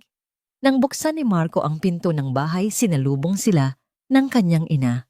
Sa likod nito sa sofa, nakaupo si Pia, nakatingin sa kawalan. Ngunit sa sandaling iyon, tila may naramdaman ng bata. Dahan-dahan itong lumingon. Nang makita nito si Lian na nakatayo sa may pinto, ang mga mata nitong walang buhay ay biglang nagkaroon ng kislap. Isang kislap ng hindi makapaniwalang pag-asa. Maang salita ay lumabas na parang isang tanong mahina at nanginginig. Hindi na nag-aksaya ng panahon si Lian. Tumakbo siya papalapit, lumuhod sa sahig at niyakap ang maliit na katawan. Nandito na si Mama, anak, umiiyak niyang sabi. Nandito na ako. Hindi na kita iiwan. Isang milagro ang nasaksihan ni Marco. Sa unang pagkakataon, sa loob ng maraming araw, gumanti ng yakap si Pia. Isiniksik nito ang kanyang mukha sa leeg ni Lian. Humahagulgol, ngunit hindi na ito iyak ng kalungkutan, kundi iyak ng ginhawa. Iyak ng isang batang muling natagpuan ng kanyang tahanan. Naiwang nakatayo si Marco at ang kanyang ina sa may pinto, parehong lumuluha habang pinapanood ang muling pagsasama. Nang gabing iyon, matapos mapakain at mapatulog ni Lian si Pia, isang bagay na nagawa niya. Nang walang kahirap-hirap, hinarap niya si Marco. May kondisyon ako, sabi niya, ang boses ay matatag na. Kahit ano mabilis na sagot ni Marco. Wala nang mga lihim, wala nang mga kasinungalingan. Tumango si Marco. Kinuha niya ang isang paper bag mula sa ilalim ng mesa. Sa loob nito ay ang lahat ng kamera na tinanggal na niya. Inilapag niya ito sa mesa sa harap ni Lian. Pagkatapos ay kinuha niya ang isang martilyo mula sa toolbox. Gusto kong gawin mo ito kasama ko, sabi ni Marco. Magkasama sa sahig ng kanilang sala, pinagbabasag nila ang bawat isang kamera. Ang bawat malakas na tunog ng paghampas ay tila isang pagpapalaya, isang marahas na pagwawaksi sa nakaraan. Nang matapos sila at ang mga kamera ay naging mga piraso na lang ng plastik at metal, nagkatinginan sila. Tapos na, sabi ni Marco. Tapos na ang lahat ng yon. Ngunit may isa pang laban na kailangan nilang harapin. Kinabukasan tumawag ang abogado ni Gloria. Isang meeting ang itinakda. Sa meeting room nandoon si Gloria, mukhang kampante at sigurado sa kanyang pagkapanalo. Ngunit nang pumasok si Marco, kasama niya si Lian. Nawala ang nangiti sa mukha ni Gloria. Anong ginagawa ng babaeng yan dito, mataray na tanong nito. Si Lian ay parte ng pamilya ko. Matigas na sagot ni Marco, hinawakan ng kamay ni Lian. At siya ang ina ni Pia. Mananatili siya sa tabi namin.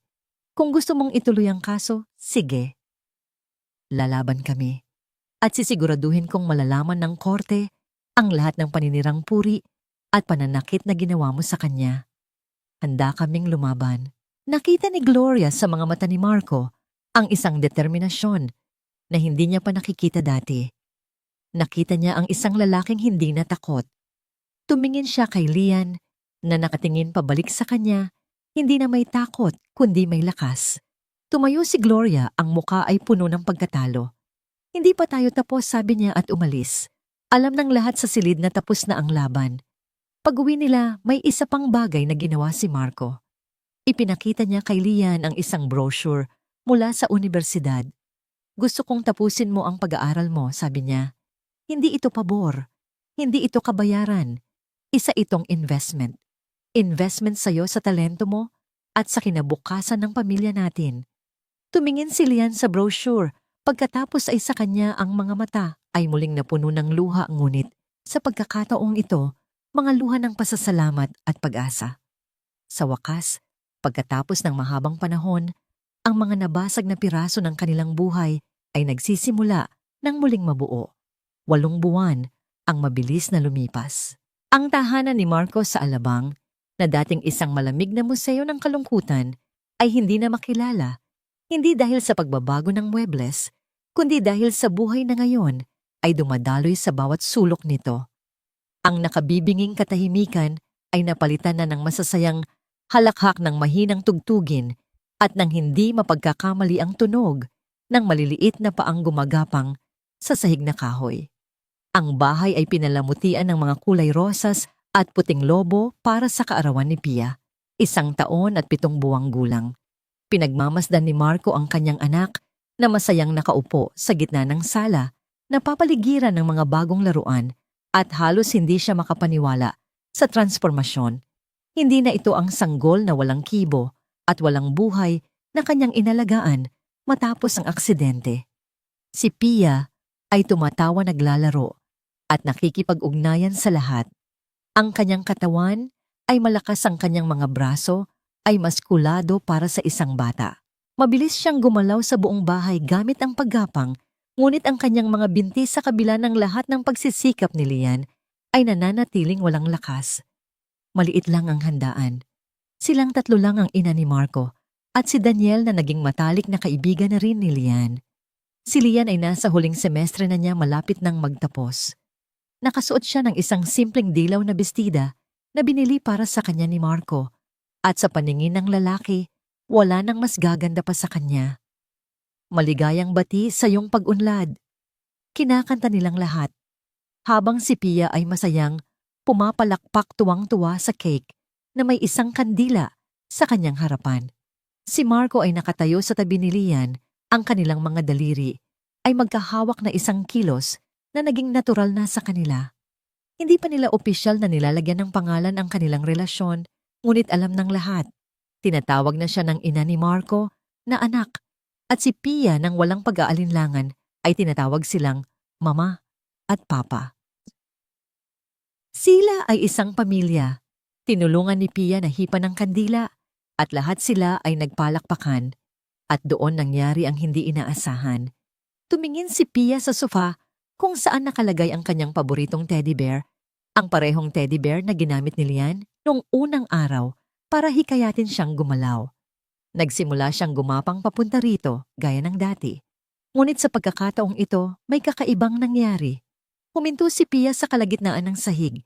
Tumingin siya sa kanyang mga binti pagkatapos ay sa sofa.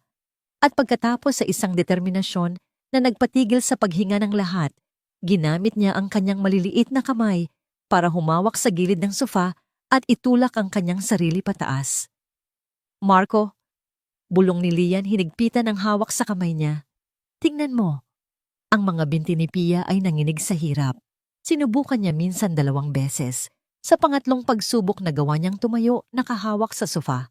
Ang mga matatanda sa silid ay natigilan, hindi nangangahas huminga. At pagkatapos, binitiwan ni Pia ang sofa.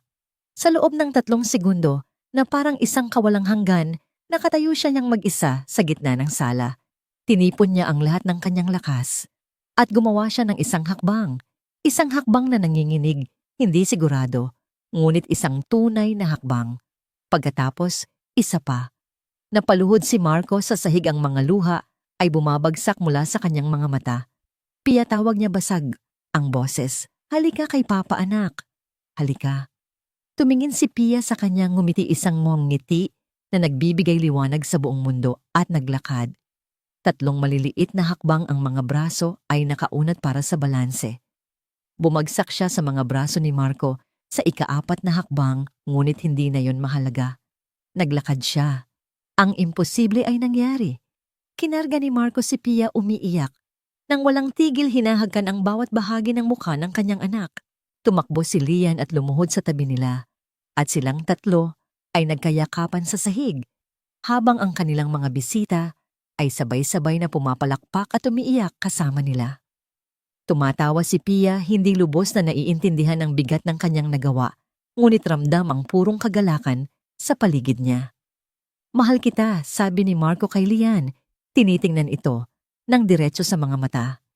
Iniligtas mo ang anak ko. Iniligtas mo ako.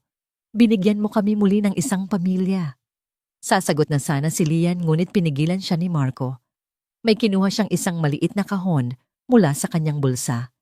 Binalak niyang gawin ito pagkatapos ng cake, ngunit ang sandaling ito ay napaka-perpekto para palampasin. Lian Martinez, sabi niya. Ang boses ay nanginginig sa emosyon. Binuksan niya ang kahon, ipinakita ang isang simple ngunit napakagandang singsing. Pinili ka na ni Pia bilang kanyang ina. Pinili na kita sa puso ko. Ngayon hayaan mong piliin kita ng opisyal sa harap ng lahat. Ngumiti siya sa gitna ng kanyang mga luha. Pakasalan mo ako. Hindi makapagsalita si Lian. Humagulgol lang siya, paulit-ulit na tumatango. Oo, sa wakas ay nasabi niya. Oo. Oo. Isinuot ni Marco ang singsing sa kanyang daliri at hinalikan siya habang si Pia ay masayang pumapalakpak sa pagitan nilang dalawa. Ang pamilyang isinilang mula sa kawalan ng tiwala at sakit ay ngayon ay ganap ng buo, pinagtibay ng pag-ibig, pananampalataya at isang milagro sa sahig ng kanilang sala. Ang kamera ng isipan ay dahan-dahang lumalayo, ipinapakita ang pamilyang magkakayakap sa sofa habang ang sikat ng araw sa hapon ay pumapasok sa bintana, pinaliliguan ng lahat sa isang ginintuang liwanag. Sa labas, ang Maynila ay nagpapatuloy sa magulo nitong ritmo. Ngunit sa loob, sa bahay na dating binalot ng kalungkutan, ay mayroon na lamang kapayapaan at pag-ibig. Isang pag-ibig na nagpapatunay na kahit sa pinakamadilim na kabanata, ang isang bagong simula ay laging posible. Ang mga araw pagkatapos ng proposal ay lumipas na parang isang panaginip. Ang bahay ay puno ng pag-asa at mga plano para sa hinaharap. Si Lian, habang patuloy na nag-aaral at nag-aalaga kay Pia, ay unti-unti nang niyayakap ang ideya ng pagiging asawa ni Marco. Si Marco naman, sa unang pagkakataon, mula nang mangyari ang trahedya, ay nakakaramdam ng isang kumpletong kagalakan, isang pakiramdam na ang lahat ay nasa tamang lugar. Isang Sabado ng umaga, habang si Lian ay nasa kanyang online class at si Pia ay natutulog, na isip ni Marco na sorpresahin ang kanyang mapapangasawa. Umakyat siya sa attic, isang lugar na hindi na niya pinupuntahan, upang hanapin ang isang lumang kahon. Ito ay naglalaman ng mga pamana ng kanilang pamilya, mga alahas na ipinapasa sa bawat henerasyon. Naisip niyang mayroong isang pares ng hikaw doon na perpektong babagay kay Lian sa araw ng kanilang kasal. Habang hinahalungkat niya ang mga lumang gamit na nababalot ng alikabok, natagpuan niya ang kahon. Sa loob, bukod sa mga alahas, ay may isa pang bagay na nakatago sa ilalim, isang makapal na album na nababalot sa puting katad. Ang kanilang wedding album. Ang album nila ni Isabela. Dahan-dahan niya itong binuksan. Ang mga larawan ay tila nagbabalik ng mga multo ng nakaraan. Isang mas batang Marco puno ng pag-asa. Si Isabela nagniningning sa kanyang puting bestida. Isang ngiti at isang kirot ang sabay na gumuhit sa kanyang puso. Ipinikit niya ang kanyang mga mata, Inaalala ang saya ng araw na yon at pagkatapos ay maingat na isinara ang album. Itatabi na sana niya ito nang isang maliit na boses ang kanyang narinig mula sa likuran. Papalumingon si Marco. Nakatayo roon si Pia, kakagising lang kinukusot ang kanyang mga mata. Lumapit ito at nakita ang album sa kanyang mga kamay. Kinuha niya ang bata at kinandong. "Sino yun, Papa?" tanong ng bata. Itinuturo ang larawan ni Isabela sa pabala. Ang una mong mama," mahinang sagot ni Marco. "Mama." Masayang sabi ni Pia ang salita, ay lumabas ng may pagkilala dahil ito ang tawag niya kay Lian. Sa sandaling iyon, pumasok si Lian sa attic tapos na sa kanyang klase. "Marco, Pia, nandito lang pala kayo." Ngunit natigilan siya nang makita ang hawak na album ni Marco at ang daliri ni Pia na nakaturo sa larawan. Isang ngiti ang pilit na iginuhit ni Lian sa kanyang mga labi, ngunit hindi nito maitago ang pagbabago sa kanyang mga mata. "Ang ganda niya," sabi ni Lian sa isang halos pabulong na boses. "Oo," sagot ni Marco, mabilis na isinara ang album. "Hinahanap ko lang sana ang hikaw ni Lola para sa'yo." Ngunit huli na. Ang isang hindi nakikitang anino ay tila bumalot sa kanilang tatlo. Mula sa araw na yon, nagsimulang mapansin ni Lian ang mga bagay-bagay, ang paraan ng pagkakaayos ng mga aklat sa estante, ang set ng mga plato na ginagamit nila tuwing hapunan, ang mga kurtinang nakasabit sa bintana. Lahat ay may panla sa isang estilo na maganda at elegante, ngunit hindi kanya. Lahat ay may bakas ni Isabela. Nagsimula siyang makaramdam na para siyang isang bisita sa sarili niyang magiging tahanan, isang nanghihiram ng buhay ng iba. Isang gabi, habang naghahapunan, masayang ibinalita ni Marco ang isang bagay. Malapit na ang annual charity ball ng kumpanya, sabi niya. At sa taong ito, gusto kong ikaw ang kasama ko. Ito na ang pagkakataon para opisyal kitang ipakilala sa lahat bilang fiancé ko. Isang halo ng kaba at tuwa ang naramdaman ni Lilian. Ito ay isang malaking hakbang ang pagpasok sa mundo ni Marco na hindi pa niya kailanman nakikita. "Sige," sabi niya, sinusubukang itago ang kanyang pag-aalala. "Pero Marco, wala akong isusuot sa ganyang klaseng okasyon." "Huwag kang mag-alala, ako ang bahala." Sa lahat nakangiting sabi ni Marco. Ngunit bago pa man makakilos si Marco, isang hindi inaasahang tawag ang dumating kinabukasan. Si Gloria. "Marco, nabalitaan ko ang tungkol sa charity ball." Sabi nito. Sa kabilang linya ang boses ay kakaibang kalmado at matamis, isang bagay na hindi sanay marinig ni Marco. "Alam kong responsibilidad ko na tulungan ang mapapangasawa mo. Gusto kong ipakita sa lahat na tinatanggap ko na siya para na rin sa kapakanan ni Pia." Nag-alinlangan si Marco.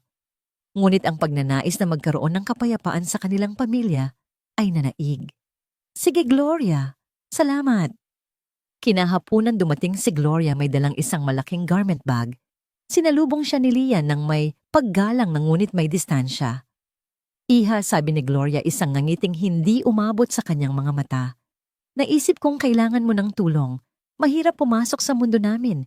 Gusto kong maging maganda ka sa party. May dala ako para sa'yo." Binuksan niya ang bag at inilabas ang isang napakagandang bestida. Kulay champagne gawa sa seda na may mga pinong borda. Simple, ngunit elegante. Isang sikat na designer ang gumawa niyan, pagsisinungaling ni Gloria. Isang espesyal na disenyo para sa isang espesyal na okasyon. Namangha si Lian. "Naku, nakakahiya po. Masyado po itong maganda. Huwag kang mahiya. Isipin mo na lang na ito ay isang welcome gift ko sa'yo sa pamilya," pilit ni Gloria. Dahil sa hiya at sa pagnanais na mapalapit sa ina ni Isabela, tinanggap ito ni Lian. Nang gabing iyon, pagkatapos umalis ni Gloria, sinubukan niya ang bestida. Pumasok siya sa kwarto at humarap sa salamin. Ang bestida ay perpekto. Tila isinukat ito para sa kanya. Ngunit habang tinititigan niya ang kanyang refleksyon, isang kakaibang pakiramdam ang kanyang naramdaman. Ang babae sa salamin ay maganda, ngunit hindi niya ito kilala. Para siyang nakasuot ng isang costume gaganap sa isang papel na hindi para sa kanya. Kumatok si Marco at pumasok sa silid. Natigilan siya nang makita si Lian. Wow, bulong niya. Ang ganda-ganda mo. Para kang isang anghel. Ngumiti si Lian, ngunit ang nangiti ay hindi umabot sa kanyang mga mata. Ayos ka lang ba, tanong ni Marco? Napansin ang bahagyang kalungkutan sa mukha nito. Oo naman, mabilis niyang sagot. Medyo kinakabahan lang siguro sa party. Niyakap siya ni Marco mula sa likod. Pareho silang nakatingin sa salamin. Huwag kang kabahan. Kasama mo ako. Ipagmamalaki kita sa lahat. Habang nakatingin sila sa kanilang refleksyon, isang masayang magkasintahan na handa para sa isang bagong kabanata. Hindi nila alam na sa parehong salamin na iyon ang anino ng nakaraan ay tahimik na nanonood, naghihintay ng tamang pagkakataon upang sirain ang lahat. Ang gabi ng charity ball ay dumating. Ang grand ballroom ng isang 5-star hotel sa Makati ay puno ng mga nagniningning na ilaw, mahinang tugtugin ng isang string quartet at ang bulungan ng mga pinakamayayamang tao sa Maynila. Ito ang mundo ni Marco, isang mundo ng kapangyarihan, impluwensya at matatalas na tingin na kayang sumuri sa isang tao mula ulo hanggang paa sa loob lamang ng ilang segundo. Para kay Lian ito ay parang pagpasok sa isang dayuhang planeta. Hawak niya ng mahigpit ang braso ni Marco habang sila'y pumapasok. Nakasuot siya ng bestidang bigay ni Gloria, ang buhok ay nakaayos sa isang eleganteng bun at may suot na simpleng hikaw na perlas. Sa panlabas mukha siyang kalmado at maganda.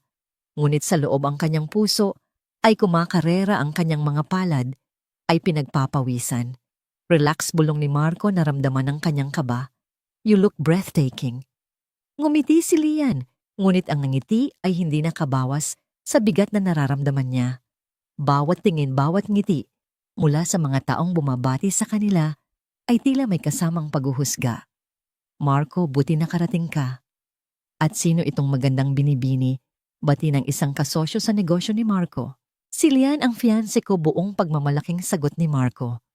Isang karangalan, sabi ng lalaki. Kinakamayan si Lian, ngunit ang mga mata nito ay mabilis na tumingin mula kay Lian patungo kay Marco na para bang nagtatanong ng isang bagay na hindi masabi ng malakas. Ilang beses pa itong nangyari. Ang mga pagbati ay magalang, ngunit ang mga tingin ay puno ng pag-usisa. Ramdam ni Lian ang mga bulungan sa kanyang likuran. Mga salitang hindi niya marinig, ngunit naiintindihan niya ang kahulugan. Siya ang bago, ang kapalit. Maya-maya lumapit si Gloria, mukhang isang reyna sa kanyang itim na gown. Ayan na pala kayo, sabi nito. May ngiti ng isang mapagmahal na ina. Lian, iha, ang ganda-ganda mo. Halika, ipakikilala kita sa mga dati kong kaibigan. Bago pa man makatanggi, si Lian, hinila na siya ni Gloria palayo kay Marco na napilitang makipag-usap sa isang importanteng kliyente. Dinala siya ni Gloria sa isang grupo ng mga babaeng nasa edad na rin niya. Lahat ay nakasuot ng mga mamahaling alahas at may anyong mapagmataas. Mga amiga ito si Lian, ang mapapangasawa ni Marco, pakilala ni Gloria. Hello, iha, sabi ng isa sa mga babae, si Consuelo, isang kilalang socialite. Tinitigan niya si Lian mula ulo hanggang paa. You look familiar. Nagkita na ba tayo dati? Hindi po yata magalang na sagot ni Lian. Ngumiti si Consuelo, isang ngiti na hindi abot sa mata. Alam ko na, hindi ikaw ang pamilyar sa akin. Tumingin siya sa suot na bestida ni Lian. Ang bestida. Lumingon siya sa mga kasama at nagsalita ng malakas, sapat na para marinig ng mga taong nasa malapit. Gloria, ang sweet mo naman pala sa magiging manugang mo. Napaka-maalalahanin. Ang ganda ng napili mong paraan para parangalan si Isabela. Natigilan si Lian. Hindi niya naintindihan. Ang babae ay lumingon pabalik sa kanya. Ang boses ay puno ng huwad na paghanga.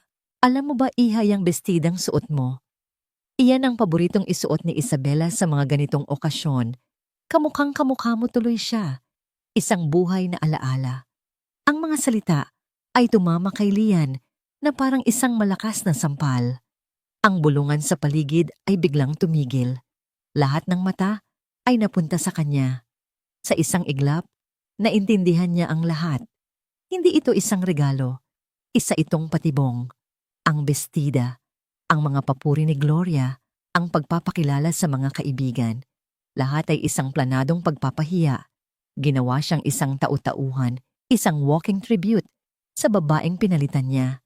Tumingin siya sa paligid. Ang mga mukha ay puno ng awa ng tsismis ng aliw.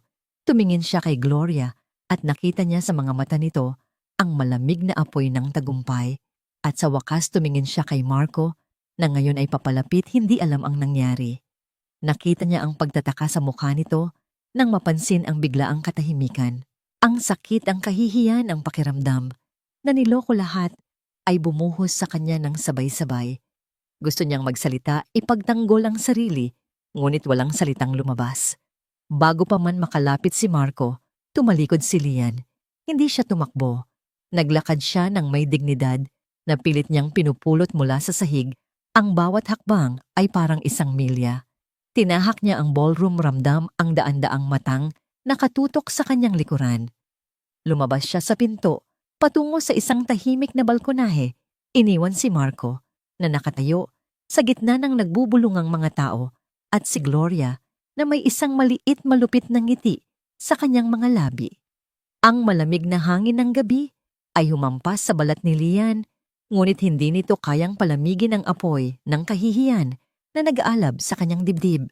Nakasandal siya sa rehas ng balkonahe, tinitingnan ang mga ilaw ng syudad sa di kalayuan, ngunit ang kanyang mga mata ay wala namang tunay na nakikita. Ang mga luha ay malayang dumadaloy sa kanyang mga pisngi, sinisira ang makeup na maingat na inilagay kanina. Narinig niya ang pagbukas ng pinto sa kanyang likuran. Alam niyang si Marco yon. Hindi siya lumingon. Lian, sabi ni Marco, ang boses ay puno ng sakit at pagsisisi. Lumapit ito at tumayo sa tabi niya, ngunit hindi siya hinawakan na para bang alam nitong kailangan niya ng espasyo. Tama sila, sabi ni Lian sa basag na boses. Tama si Gloria. Tama ang lahat ng mga tingin nila. Tumingin siya kay Marco, ang mga mata ay puno ng pighati. Alam ko na ngayon, hindi ako nababagay dito, Marco. Sa mundo mo, sa buhay mo. Isa lang akong anino. Huwag mong sabihin, yan pakiusap ni Marco. Bakit hindi? Iyon ang totoo. Humikbi siya. Sinubukan kong magkasya. Sinubukan kong maging kung sino ang gusto ninyong lahat na maging ako. Pero sa huli, isa lang pala akong pamalit. Isang tau-tauhan na isinuot ang damit ng reyna para lang ipaalala sa lahat kung sino ang tunay na reyna. Sa pagkakataong yon, hindi isang simpleng sorry ang sinabi ni Marco. Sa halip hinarap niya ito, hinawakan ng kanyang mga balikat at pinilit siyang tumingin sa kanya. Oo, nagkamali ako. Aminado niya, ang boses ay matatag. Nagkamali ako na naging bulag ako sa kasamaan ni Gloria. Nagkamali ako na hinayaan kitang masaktan at iyon ang kasalanan ko. Pero sa isang bagay, Lian, mali ka. Tumingin siya ng diretso sa mga mata nito, ang kanyang sariling mga mata ay nangingilid na rin sa luha. Hindi ka pamalit, hindi ka anino. Huminga siya ng malalim. Nang mamatay si Isabela, akala ko tapos na ang buhay ko. Nabuhay ako sa dilim, naghihintay na lang na maubos ang oras at dumating ka. Hinaplos niya ang pisngi nito, pinupunasan ng mga luha. Hindi mo pinalitan ng ilaw na nawala. Ikaw ang nagdala ng sarili mong liwanag. Itinuro mo sa akin kung paano muling tumawa. Itinuro mo kay Pia kung paano muling mangarap. Hindi ka ang kapalit niya, Lian. Ikaw ang katapusan ng paghihintay ko. Ang mga salita na sinabi ng may buong katapatan ay tumagos sa pader na itinayo ni Lian sa paligid ng kanyang puso. At ngayon, pagpapatuloy ni Marco ang kanyang mga mata, ay nag-aalab sa isang bagong determinasyon. Ipapakita ko sa lahat kung sino ka talaga. Hinawakan niya ang kamay ni Lian. Halika. Saan tayo pupunta, nag-aalangang tanong ni Lian. Babalik tayo doon. Hinila niya si Lian pabalik sa ballroom. Ang bulungan ay muling tumigil nang makita silang magkahawak kamay na pumapasok. Hindi pinansin ni Marco ang mga tingin. Naglakad siya ng diretso patungo sa maliit na entablado kung saan naroon ang banda. Kinuha niya ang mikropono mula sa naguguluhang bokalista. Isang mahinang tunog ang umalingaw-ngaw sa buong silid at lahat ng atensyon ay napunta sa kanila. Nakita niya si Gloria sa isang mesa. Ang muka ay puno ng pagtataka at bahagyang takot. Hindi niya tiningnan ang mga tao. Tumingin siya ng diretso kay Lian. Magandang gabi sa inyong lahat. Nagsimula. Si Marco, ang boses ay malinaw at malakas. Marami sa inyo ang nakakakilala sa akin. Alam ninyo ang pinagdaanan ko. Ngayong gabi, ipinakilala ko sa inyo ang aking fiancé. Ngunit tila mayroong hindi pagkakaunawaan na gusto kong linawin. Humigpit ang hawak niya sa kamay ni Lian. Ang babaeng ito, si Lian Martinez, sabi niya, ang bawat salita ay may bigat, ay ang babaeng nagligtas sa aking anak. Siya ang nagligtas sa akin. Hindi siya nabubuhay sa ilalim ng anino ng kahit sino. Siya ang sarili niyang liwanag. Isang kolektibong paghinga ang narinig mula sa mga tao. Pinili niya kami nung mga panahong tinalikuran na kami ng pag-asa. At ngayon, pinipili ko siya. Sa harap ninyong lahat, sa harap ng Diyos, siya ang kinabukasan ko, ang tahanan ko. At sino mang hindi kayang igalang, siya ay walang lugar sa aming buhay. Sa huling pangungusap ang kanyang mga mata ay matalim na tumitig kay Gloria. Ang mensahe ay malinaw. Ito ay isang deklarasyon. Isang pagtatapos sa lason ng nakaraan. Nakatayo si Gloria na pahiya at talunan. Walang sinabi, kinuha niya ang kanyang bag at mabilis na umalis sa ballroom. Sa pagkakataong ito, hindi na may pagbabanta, kundi may kahihiyan. Pagkatapos noon, ibinaba ni Marco ang mikropono. Sa gitna ng nakabibinging katahimikan, isang tao ang nagsimulang pumalakpak, si Daniel. Sinundan ito ng isa pa at isa pa hanggang sa ang buong silid ay napuno ng palakpakan. Hindi ito palakpak para sa isang eskandalo, kundi palakpak ng paggalang. Pag-uwi nila, ang bigat sa kanilang mga dibdib ay nawala na. Umupo sila sa sala, ang lugar na naging saksi sa lahat ng kanilang sakit at pag-asa. Natakot ako, aminado ni Lian. Natakot ako na baka maniwala ka sa kanila. Ang tanging pinaniniwalaan ko na lang ngayon, sabi ni Marco, hinawakan ng kanyang mukha, ay ikaw. Kinaumagahan, ginising ni Lian si Marco na may dalang kape. Ngunit nagulat siya nang makita ang isang estranghero sa kanilang sala. Kausap si Marco. Isa itong interior designer. Magandang umaga, bati ni Marco, may isang bagong kislap sa kanyang mga mata. Lumapit siya kay Lian at inabot ang isang folder na puno ng mga disenyo. Marco, ano ito? Tiningnan niya ang paligid ng bahay. Ito ay bahay ni Isabela. Dito kami bumuo ng mga pangarap niya. Maganda ito, pero hindi ito sa atin. Tumingin siya pabalik kay Lian, ang mga mata ay puno ng pagmamahal. Ngayon itayo natin ang ating tahanan. Inabot niya ang folder kay Lian. Ikaw ang masusunod. Palitan mo ang lahat ng gusto mong palitan. Pintahan natin ang mga pader ng mga kulay na gusto mo. Punuin natin ito ng mga alaalang bubuuin nating tatlo. Hindi ito pagbubura sa nakaraan. Ito ay pagtanggap na ang nakaraan ay tapos na at isang bagong kabanata ang nagsisimula. Tumingin si Lian sa mga blueprint. Pagkatapos ay kay Marco, ang mga luha ng pasasalamat ay muling dumaloy. Sa wakas naramdaman niya ito. Hindi na siya isang bisita. Hindi na siya isang anino. Pumasok si Pia sa sala. Tumatakbo gamit ang kanyang maliliit na binti at tumalon sa pagitan nilang dalawa. Niyakap nila ang kanilang anak. At sa mga ngiti at tawa na pumuno sa silid, isang bagong tahanan ang nagsimula. Nang maitayo, hindi gawa sa kahoy o bato, kundi gawa sa tiwala, pagpapatawad at isang pag-ibig na napatunayang mas matatag kaysa sa anumang pagsubok.